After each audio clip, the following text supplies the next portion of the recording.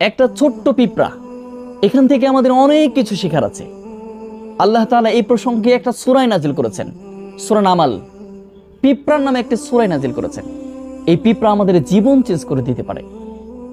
পিঁপড়া যখন যায়, পথ অনুসরণ করে যায়, তখন সকলে একসাথে যায়, একজনের পিছনে একজন লাইন ধরে যায়। যখন আপনি তাদের পথকে বাধা দিবেন, তখন তারা আবার নতুন পথ খুঁজে। আবার আপনি বাধা দিবেন, আবার তারা নতুন পথ খুঁজে। আবার আপনি বাধা দিবেন, আবার তারা নতুন পথ খুঁজে তাদের গন্তব্যস্থলে তারা পৌঁছায়।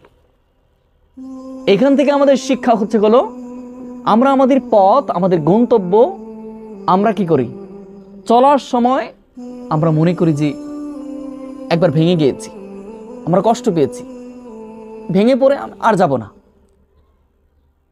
কিন্তু আবার যদি আমরা শুরু করি, ভেঙে পড়ার পরেই উঠে দাঁড়ায় আবার আমরা যদি শুরু করি, তাহলে কিন্তু সফল হব। কিন্তু আমরা মানুষ এটা কখনো করতে চায় না। এই জন্য আল্লাহ আমাদের শিখাচ্ছেন, পিঁপড়া যেমন করে একই পথ ভেঙে দেওয়ার পরে যতবার তুমি ভেঙে দিয়েছো, ততবার সে নতুন পথ অবলম্বন করেছে, নতুন পথ খুঁজে বের করেছে। সেম জীবনে যত বাধা আসুক, তোমাকে নতুন পথ তোমাকে খুঁজতে হবে।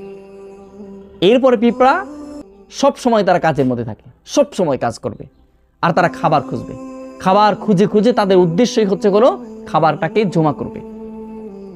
অনেক খাবার জমা করে তারা জানে যে শীতের সময় তারা বের হতে সমস্যা হয়, শীতের সময় তারা খাবার খুঁজতেও সমস্যা হয়, শীতের সময় তারা বের হতে সমস্যা হয়। সেই জন্য গরমকালেই তাদের খাবারগুলো গুছায় পরিশ্রম করে যতটুকু খাবার রাখলে পরে শীতকাল পার হয়ে যাবে, ততটুকু খাবার তারা আবার রেখে দেয়। তারা কি করে, পরিশ্রম করে করে তাদের খাবার যখন গোছানো হয়ে যায়, তখন তারা শীতকালে খুব কম দেখবেন পিঁপড়াকে। আমরা আমাদের লাইফে আমাদের লক্ষ্য উদ্দেশ্যটাকে আমরা গোছাতে পারি না। আমরা যেটা চাই সেটা আমরা ফিল করতে পারি না। আমরা যাই ফিল করি আবার ভেঙে পড়ি। পিঁপড়া আমাদের শেখাচ্ছেন, পথ তুমি সোজা চলবে, মানুষ ভেঙে দিবে, আবার তুমি সোজা হয়ে দাঁড়াবে, আবার তুমি তোমার কাজের জন্য সবসময় ব্যস্ত থাকবে। প্রতিদিন একটু একটু করে করো, তবুও তুমি সফলতা অর্জন করবে।